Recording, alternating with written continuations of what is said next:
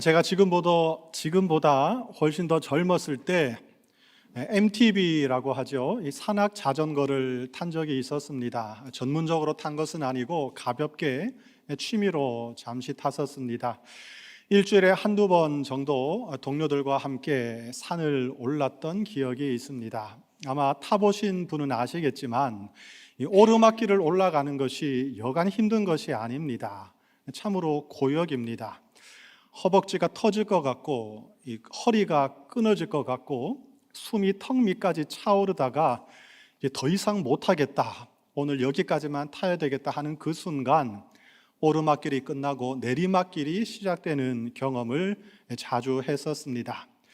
내리막길을 내려가는 그 기분이 어떤지 타보지 않은 분은 아마 이해를 하지 못하실 것입니다. 바위산을 내려갈 때 온몸에 쾌감이 전달되고 또 스릴이 느껴집니다. 잘 닦인 도로를 아래로 질주하며 내려갈 때 느끼는 그 해방감, 속도감은 이루 말할 수 없을 정도로 짜릿합니다. 하루는 그렇게 신나게 내리막길을 달려서 질주하고 있는데 제 내리 속에 이런 생각이 스쳐 지나갔습니다. 혹시라도 이거 브레이크가 파열되면 어떡하나, 브레이크가 고장이 나면 어떻게 될까? 내려갈 때 방법이 있거든요. 뒷바퀴부터 잡고 그 다음 앞바퀴를 잡는 그 타이밍이 굉장히 중요한데, 제가 혹시라도 실수를 해서 잘못 브레이크를 작동해서 앞으로 굴러버린다거나 낭떠러져 떨어지면 어떻게 될까? 그런 생각을 하니까 공포감이 밀려왔습니다. 그러면서 다시 자세를 고쳐잡고 겸손하게 자전거를 탔던 기억이 있습니다. 속도를 줄이지 못하고 꺾어야 할 곳에서 꺾지 못하고 멈춰야 할 시점에 멈출 수가 없다면, 다시 말해서 이 자전거를 또 스스로를 제어할 수 없는 라이더라면 그는 자신을 해칠 뿐만 아니라 다른 사람을 크게 다치게 할 수 있는 큰 사고를 낼 수밖에 없을 것입니다. 그러면서 제 마음속에 인생도 어쩌면 이런 것이 아닐까, 그런 생각을 해보게 되었습니다. 현대인의 삶, 우리가 살아가는 현대의 이 삶은 소유 그리고 속도에 매몰되어 있는 것만 같습니다. 사람들은 소유 그리고 속도라는 이 단어에 집착을 하고 있습니다. 더 많은 것을 소유하고 더 높은 자리에 올라가는 것을 인생 최대의 목표로 잡고 또 그렇게 살아가고 있습니다. 목표를 달성하기 위해서는 속도가 필요합니다.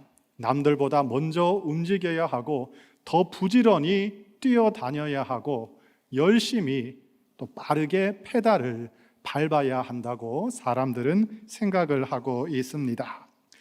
그런데 그렇게 앞으로 빨리 달려가는 일에만 집중하다가 계속해서 앞만 보고 열심히 달려가다가 브레이크를 잡지 못한다면 그 인생은 큰 위기에 빠지게 될 것입니다.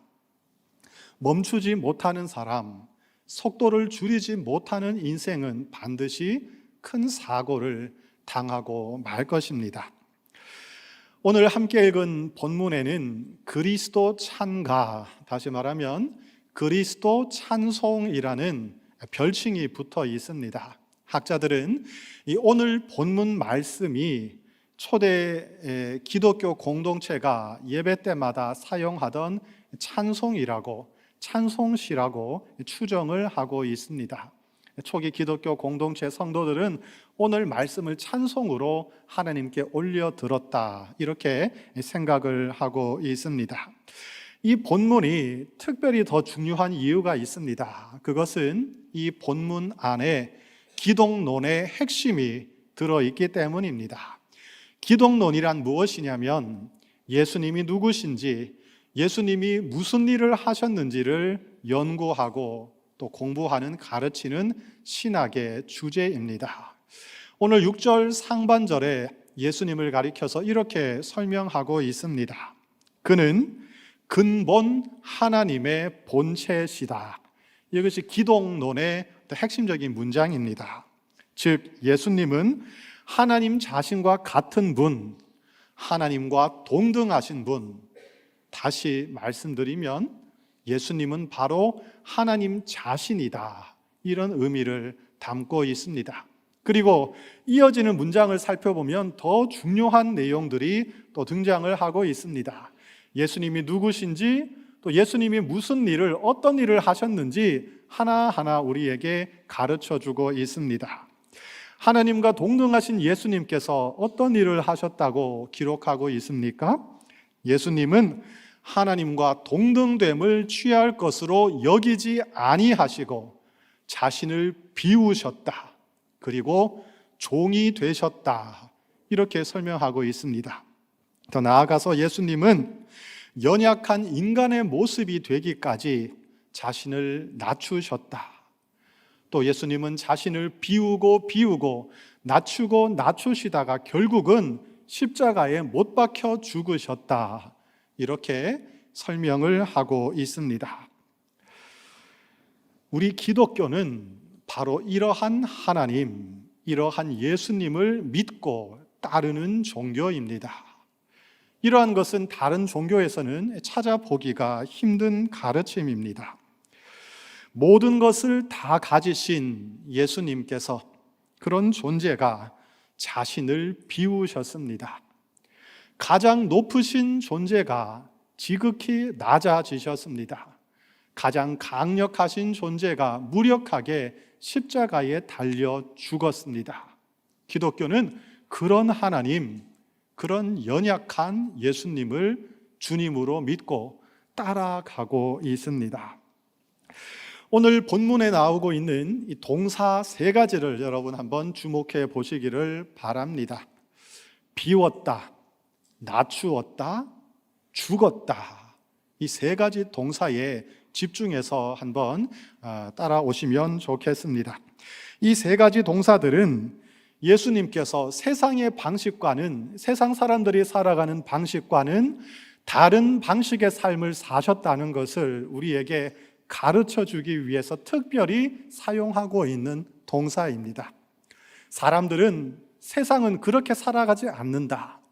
세상은 다른 방식으로 추구하고 살아가는데 예수님은 세상의 방식이 아니라 독특한, 세상과는 반대되는 방식으로 그 삶을 살아가셨다. 이것을 우리에게 가르쳐 주기 위해서, 강조하기 위해서 이 세 동사를 특별히 선정해서 사용하고 있습니다. 한번 생각해 보십시다. 사람들은 채우기를 원하고 있습니다. 인생이란 빈 공간에 계속해서 무언가를 채우며 사람들은 살아가고 있습니다. 저도 마찬가지고 여러분도 마찬가지입니다.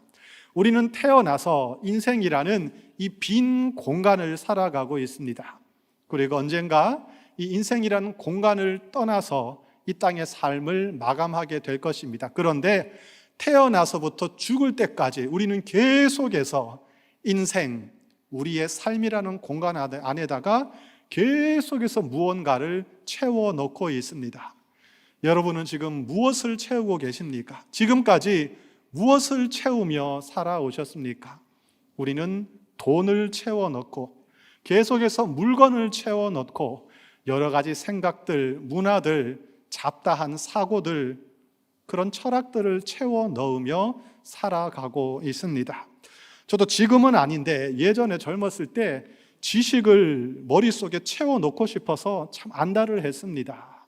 새벽부터 일어나서 밤까지 책을 읽고 책에서 손을 놓지 않으려고 노력했고 책을 펼치는 시간이 아까워서 그냥 책상에다가 책을 계속해서 펴 놓았던 적이 있습니다.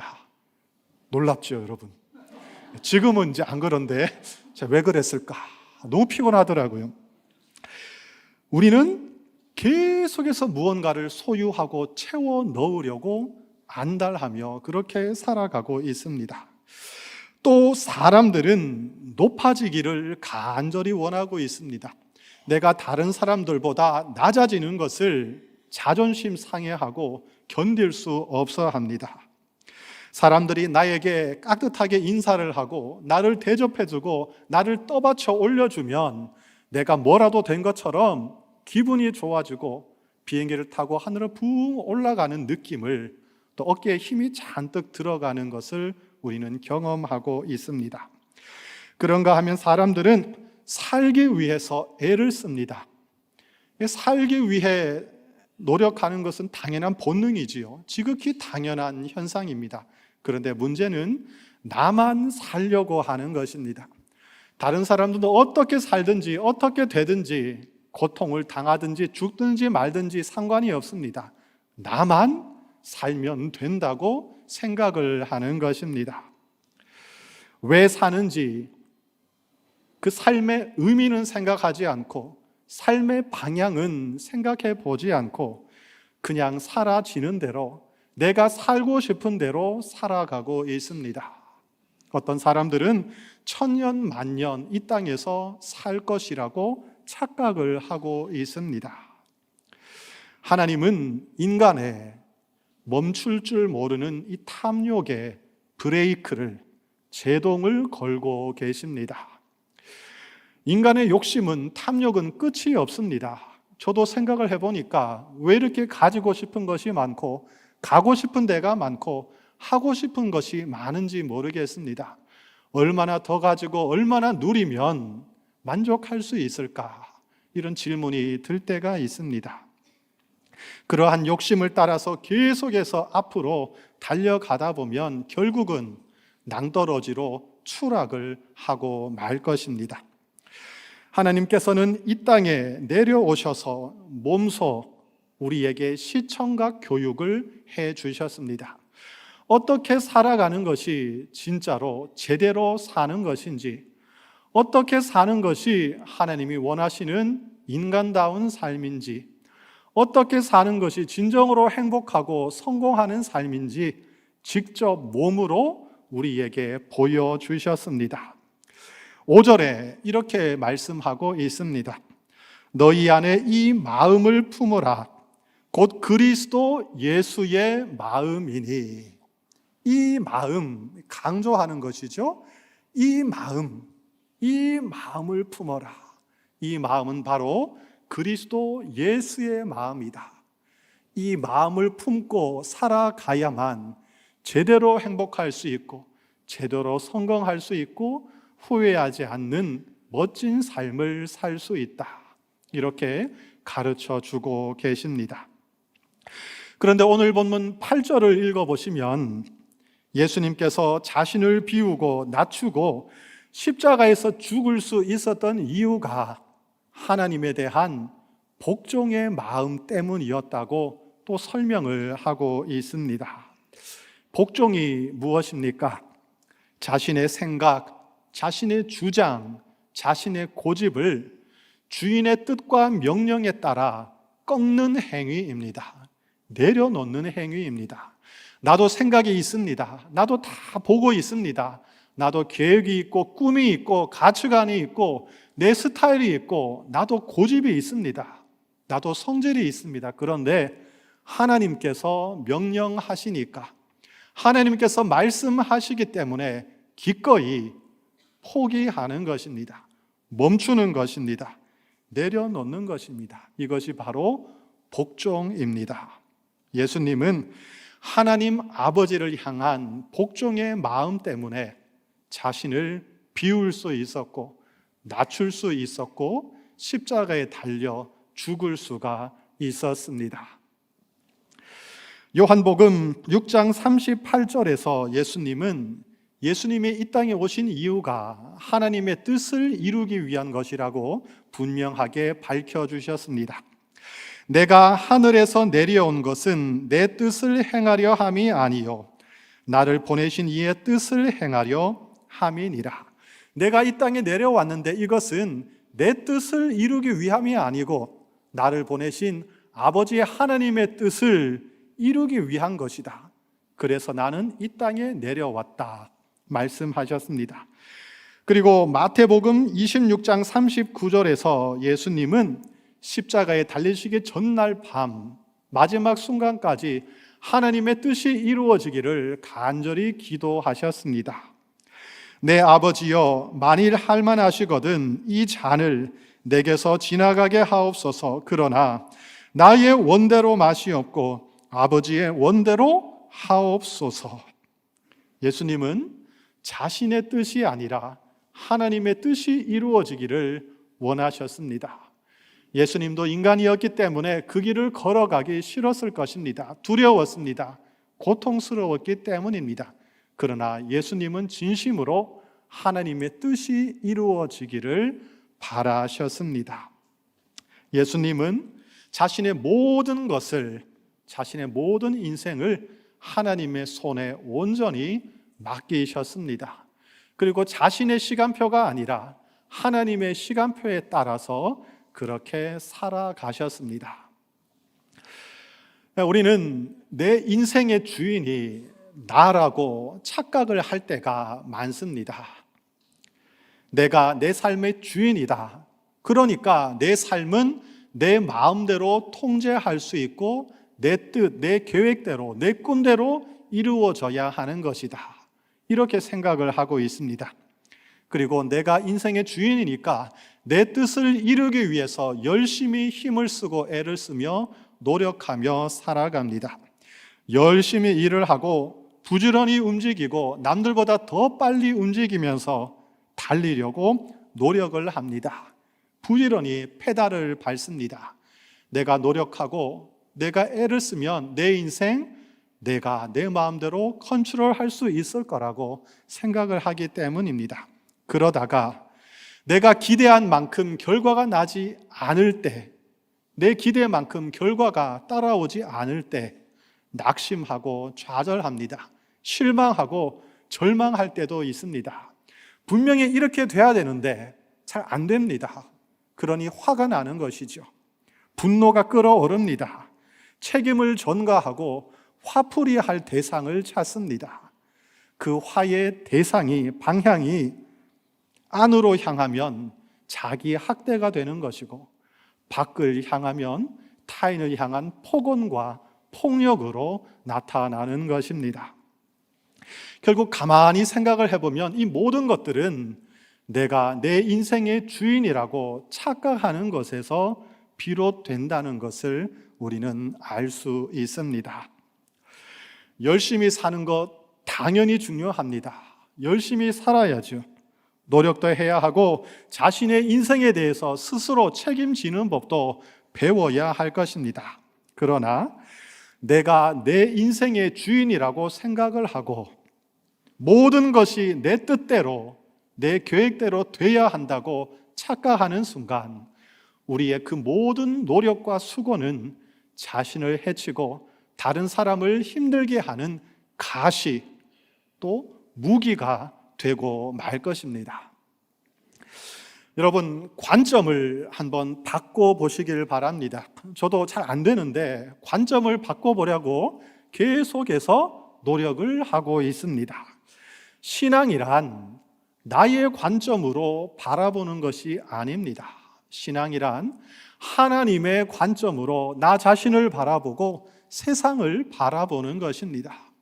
신앙이란 내 중심적인 사고가 아니라 하나님 중심으로 나의 삶, 나의 인생을 바라보고 해석을 하고 내가 살아가는 세상을 바라보고 해석하는 것입니다. 그것이 신앙입니다.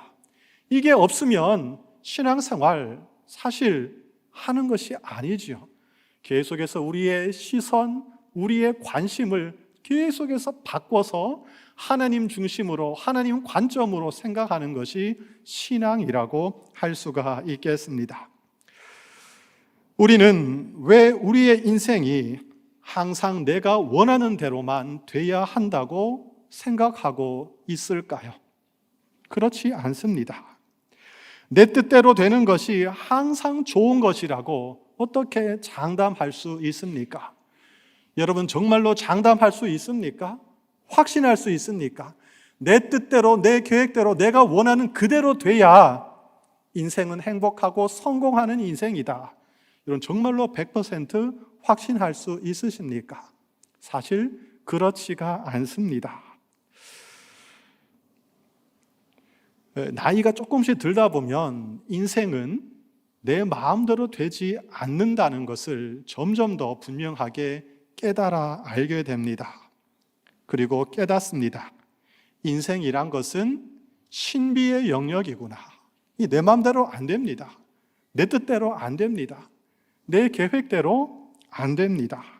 내 삶이 거대한 신비에 속한 작은 일부라는 것을 우리가 정말로 깨닫고 인식할 때만 우리는 그 모든 집착으로부터, 욕심으로부터 벗어날 수 있습니다. 신앙적으로 표현을 한다면 하나님께서 살아계시고 하나님께서 모든 것을 선하신 뜻에 따라 아름답게 만들어 가실 거라는 것을 우리가 정말로 믿을 때, 그리고 신실하신 하나님을 신뢰하며 우리의 삶을 온전히 하나님께 맡겨드릴 때 우리는 비로소 모든 집착에서 해방될 수 있고 진정한 평안을 누릴 수가 있습니다. 구약 성경 역대상을 읽어보면 하나님께서 다윗에게 성전 건축을 멈추라고 말씀하시는 장면을 읽을 수가 있습니다. 우리가 잘 아는 것처럼 다윗 왕은 한평생 하나님께 헌신했던 신실한 하나님의 일꾼이었습니다.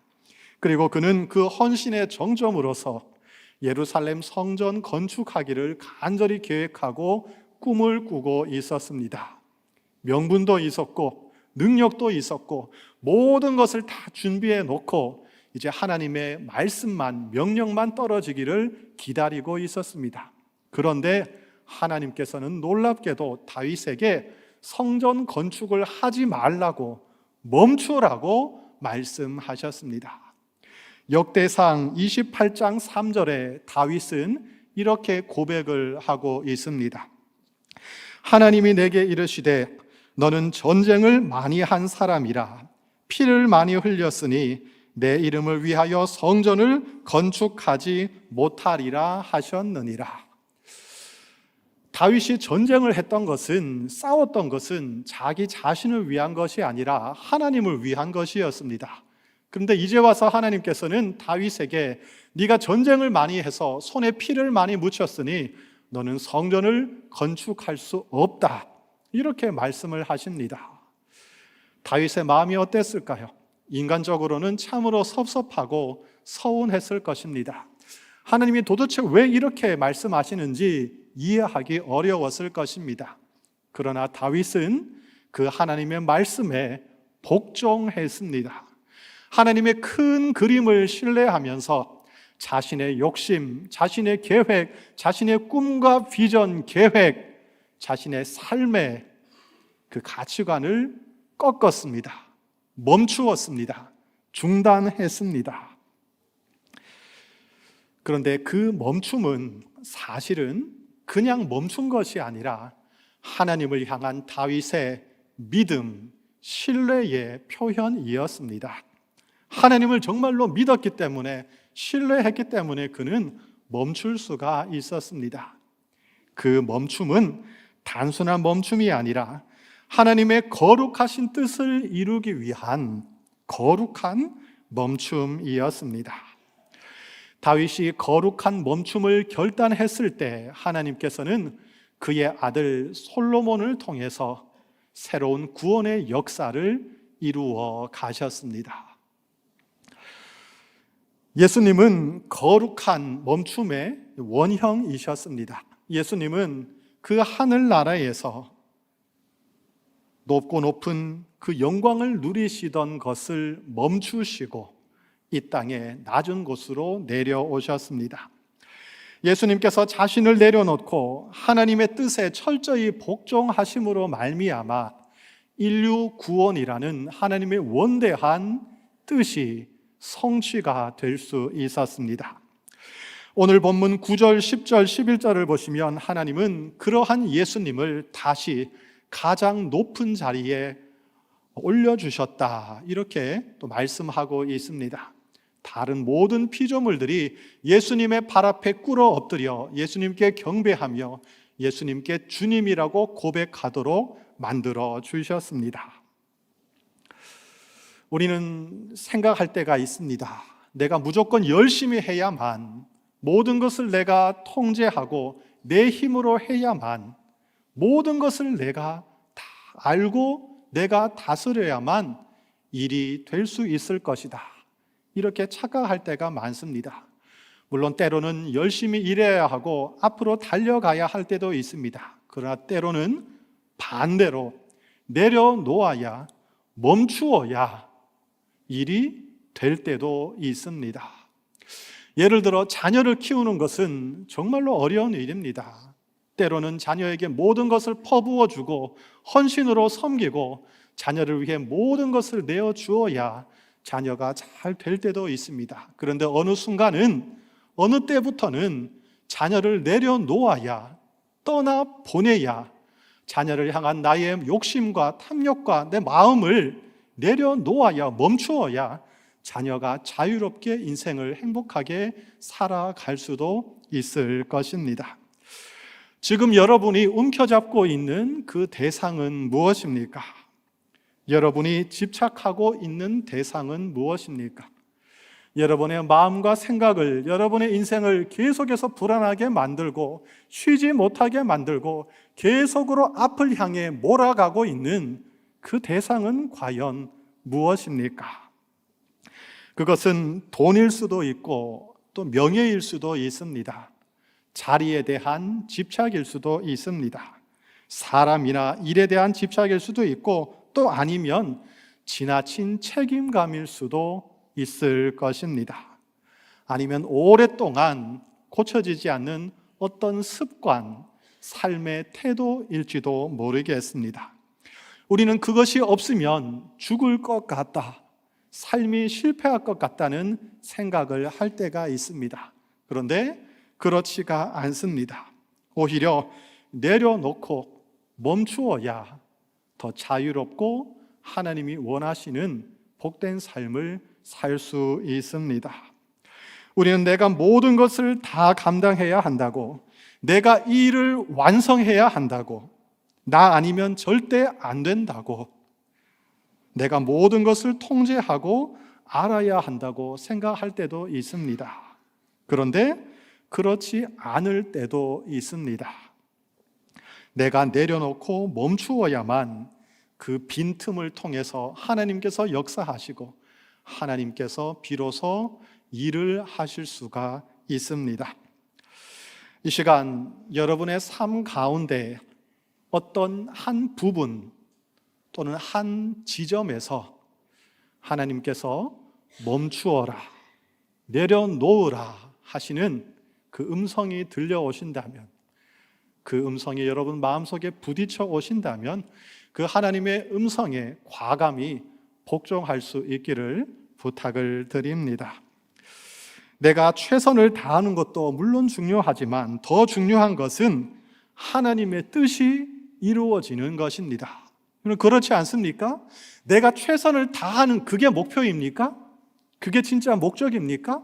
아니면 나를 통해서 하나님의 뜻이 이루어지는 것이 더 중요한 것입니까? 후자이지요. 내가 열심히 하는 것도 중요합니다. 그런데 하나님의 말씀에 복종하는 것이 더 중요합니다. 그렇지 않습니까? 내가 열심히 하고 만족을 느끼고 최선을 다했다, 자기 만족하는 것도 너무나 중요하겠지만 그것이 우리의 목표는 아니죠. 그것을 넘어서서 하나님의 뜻이 이루어지는 것이 진정한 목적이고 목표일 것입니다. 우리는 지금 사순절 첫 번째 주일을 보내고 있습니다. 사순절은 앞을 향해 열심히 달려가던 우리의 발걸음을 잠시 멈추고 예수 그리스도의 십자가를 깊이 묵상하는 절기입니다. 우리 인생 가운데 멈추는 시간이 없다면, 멈춤이 사라진다면 우리 인생은 마치 브레이크가 고장난 자전거를 타고 내리막길을 질주하는 것과 다름이 없을 것입니다. 여러분의 마음은 지금 무엇으로 채워져 있습니까? 그 마음속에 있는 것을 비워버리고 그 빈자리에 예수님의 마음을 채워보시기를 바랍니다. 여러분의 발걸음은 지금 어디를 향해 달려가고 있습니까? 여러분의 발걸음을 잠시 멈추고 하나님의 음성에 귀를 기울여 보시기를 바랍니다. 해보셔서 다 아시지요? 달릴 때는 다른 사람의 말이 잘 들어오지가 않습니다. 잘 되도록 보이지가 않습니다. 일단 멈춰야 됩니다. 멈춰야 사람들의 얼굴이 보이기 시작하고 모습이 들어오기 시작하고 무슨 말인지 들리기 시작하는 것입니다.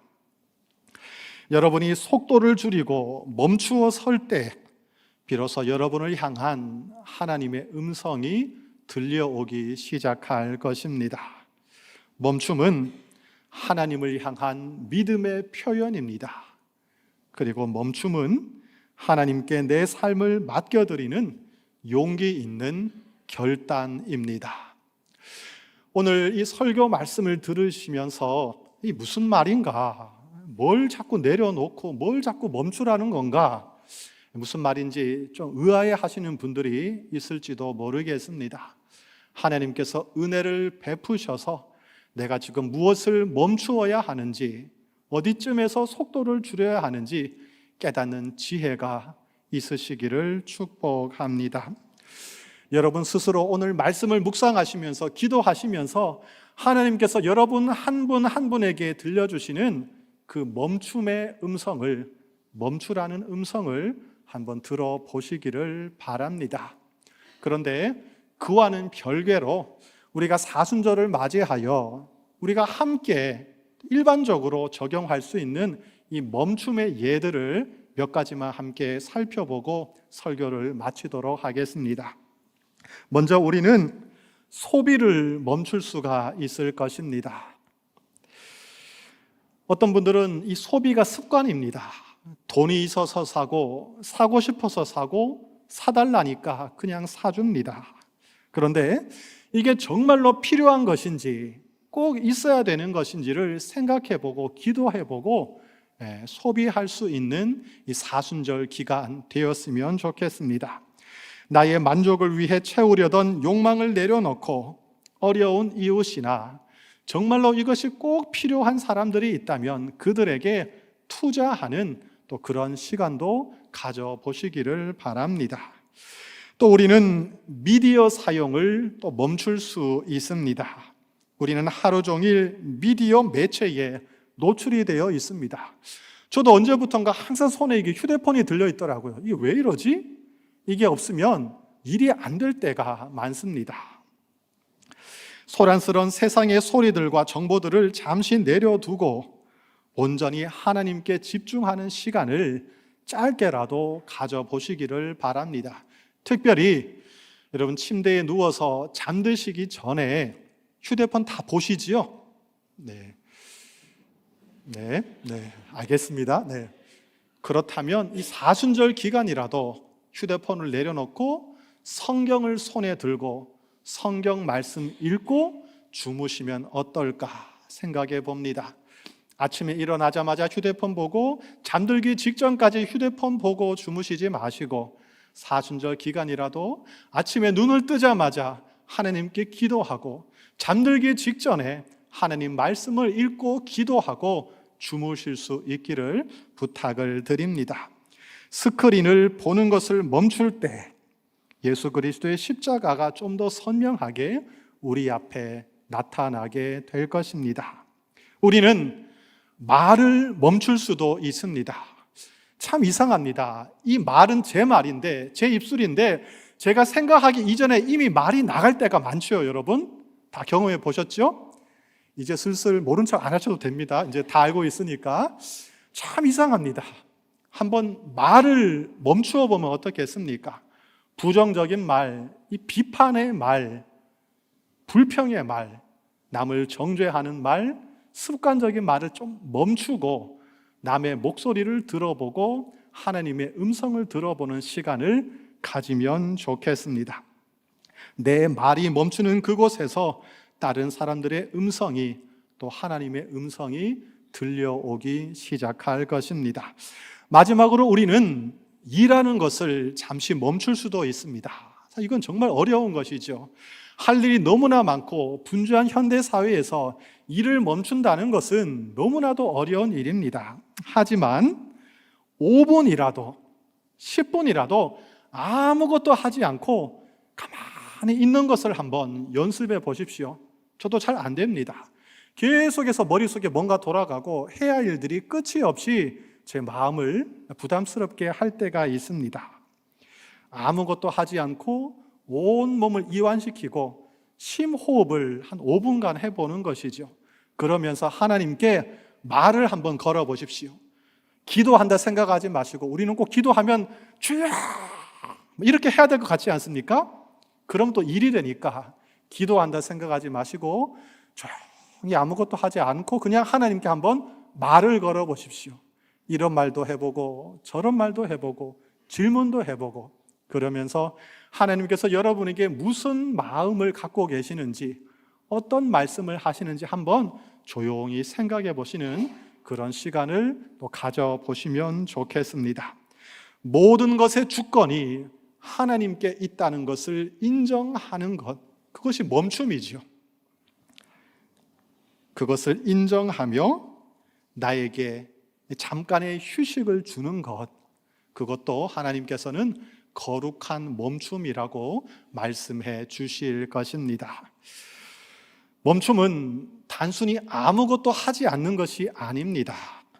멈춤은 내 생각, 내 계획, 내 고집을 꺾는 것입니다. 그리고 하나님 뜻에 정향시키는 것입니다. 내가 계속해서 달려가는 그 인생이 있지 않습니까? 내 고집이 있고 내 스타일이 있고 내 꿈이 있고 내 계획이 있는데, 내 가치관이 있는데, 이것을 하나님 중심으로 하나님 뜻에 조율하는 것, 정향시키는 것, 맞추는 것, 그것이 바로 거룩한 멈춤입니다. 이번 사순절 기간 동안 거룩한 멈춤을 훈련하시고 시도해 보시는 우리 교회 모든 성도님들 되시기를 부탁드립니다. 그리하여 주님 안에서 평안과 회복의 은혜를 누리시기를 축복합니다. 기도하겠습니다. 하나님 아버지, 우리는 무언가를 향해 열심히 달려왔습니다. 지금도 어딘가를 향하여 열심히 달려가고 있습니다. 그러나 우리가 무엇을 위해 달려가고 있는지, 또 어디로 달려가고 있는지 알지 못한 채로 그냥 달릴 때가 있음을 고백합니다. 무엇보다 사랑의 주님을 잊어버리고 주님과 상관없이 무조건 달렸을 때가 있었음을 회개합니다. 우리 삶의 핸들을 주님께 맡겨드리고 거룩한 멈춤을 연습할 수 있도록 도와주시옵소서. 다윗처럼 나의 의지를 꺾어 주님의 뜻에 맞추게 하시고, 예수님처럼 비우고 낮아지고 죽기까지 복종하는 마음을 품게 하여 주시옵소서. 우리의 욕심을 내려놓고 우리의 발걸음을 멈추어 하나님 앞에 선 그 자리마다 하나님의 구원의 능력과 은혜가 넘쳐나도록 역사해 주시옵소서. 우리를 높여주실 주님을 신뢰하며 예수 그리스도의 이름으로 기도드립니다. 아멘.